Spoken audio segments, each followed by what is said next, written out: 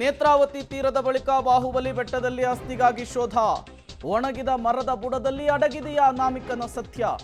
ಅನಾಮಿಕ ತೋರಿಸಿದ ಜಾಗದ ಸುತ್ತ 30 ಅಡಿ ಸುತ್ತಳತೆಯನ್ನು ಗುರುತು ಮಾಡಿದ್ದಾರೆ. 30 ಅಡಿ ಜಾಗದ ಬಳಿ ಇರುವಂತಹ ವಿದ್ಯುತ್ ಟ್ರಾನ್ಸ್ಫಾರ್ಮರ್. ನೇತ್ರಾವತಿ ತೀರದ ಬಳಿಕ ಬಾಹುಬಲಿ ಬೆಟ್ಟದಲ್ಲಿ ಶೋಧ ಕಾರ್ಯಾಚರಣೆ ಆಗ್ತಾ ಇದೆ. ಇಲ್ಲೂ ಕೂಡ ಟ್ರಾನ್ಸ್ಫಾರ್ಮರ್ ಹಾದು ಹೋಗಿದೆ ಅನ್ನೋದು ಗೊತ್ತಾಗ್ತಾ ಇದೆ. ಹೇಗೆ ಸಾಗುತ್ತೆ ಕಾರ್ಯಾಚರಣೆ ಅನ್ನೋದನ್ನು ಕಾದು ನೋಡಬೇಕು. ಬಹುತೇಕ ನಮ್ಮ ಪ್ರತಿನಿಧಿ ದೀಪಕ್ ಹೇಳ್ತಾ ಇದ್ದ ಪ್ರಕಾರ 3 ರಿಂದ 4 ಅಡಿಗಳ ಆಳಕ್ಕೆ ಕಾರ್ಮಿಕರ ಮೂಲಕ ಆಗಿಸುವಂತಹ ಕೆಲಸ ಆಗುತ್ತೆ.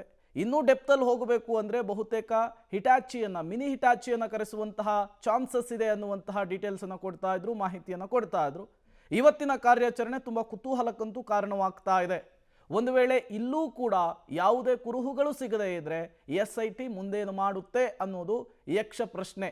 ಇಲ್ಲಿಯವರೆಗೂ 16 ಜಾಗಗಳನ್ನು ಗುರುತಿಸುವಂತಹ ಕೆಲಸ, ಈ 16 ಜಾಗಗಳ ಪೈಕಿ 15ನೇ ಜಾಗವನ್ನು ಈಗ ಅಗೆಯುವಂತಹ ಕೆಲಸವನ್ನು ಮಾಡ್ತಾ ಇದ್ದಾರೆ.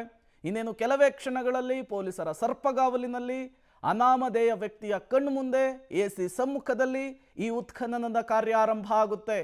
ಈಗಾಗಲೇ ಕಾರ್ಮಿಕರು ಕೂಡ ಸ್ಥಳಕ್ಕೆ ಬಂದಿದ್ದಾರೆ. ಹಾರೆ, ಪಿಕಾಸಿ ಎಲ್ಲವನ್ನೂ ಕೂಡ ತಂದಿದ್ದಾರೆ.